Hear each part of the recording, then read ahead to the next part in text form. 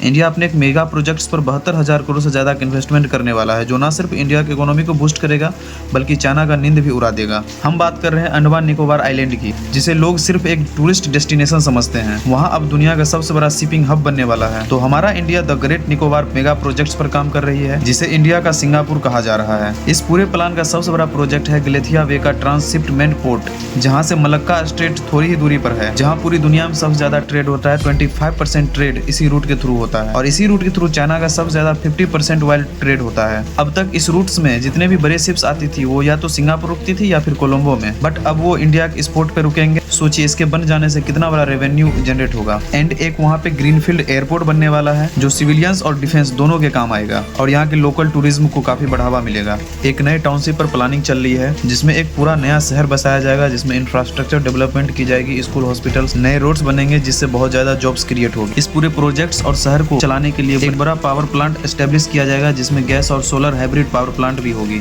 अंडमान को इंडिया का अनसीनेबल aircraft carrier भी कहा जाता है। यहाँ से हम मलक्का स्ट्रेट पर भी नजर रख सकते हैं। इन फ्यूचर अगर कभी चाइना के साथ कोई टेंशन होती है तो इंडिया यहाँ से चाइना की सप्लाई लाइन कट कर सकती है। इसलिए यहाँ की कनेक्टिविटी को इम्प्रूव करने के लिए चेन्नई से अंडर सी रूट के थ्रू पोर्ट ब्लेयर तक इंटरनेट केबल्स बिछाई जा रही है और नए हाईवेज पर तेजी से काम हो रहा है। हालांकि इस प्रोजेक्ट से कुछ प्रॉब्लम्स भी है। एनवायरमेंटलिस्ट का कहना है कि इस प्रोजेक्ट्स के लिए लगभग 10 लाख पेड़ काटे जाएंगे, जो वहाँ के इकोसिस्टम के लिए खतरा है। साथ ही वहाँ की लोकल ट्राइबल्स, जो 2000 से ज्यादा रेसिडेंशियल्स है, सोम्पेंस और निकोबारिस ट्राइब्स, इसके कल्चर और इसके रहने की जगह पर भी खतरा बन सकता है। हालांकि गवर्नमेंट का कहना है कि हम इस पूरे प्रोजेक्ट्स के लिए इस आइलैंड का सिर्फ 10% एरिया ही लिया जाएगा और इसके बदले वो कहीं और बड़े लेवल पे जंगल लगाएंगे। क्या वाकई में अंडमान अगला सिंगापुर बन पाएगा या फिर इस प्रोजेक्ट से एनवायरमेंट और यहाँ के लोकल ट्राइब्स को नुकसान पहुंचेगी? आपका क्या मानना है, कमेंट्स में बताओ।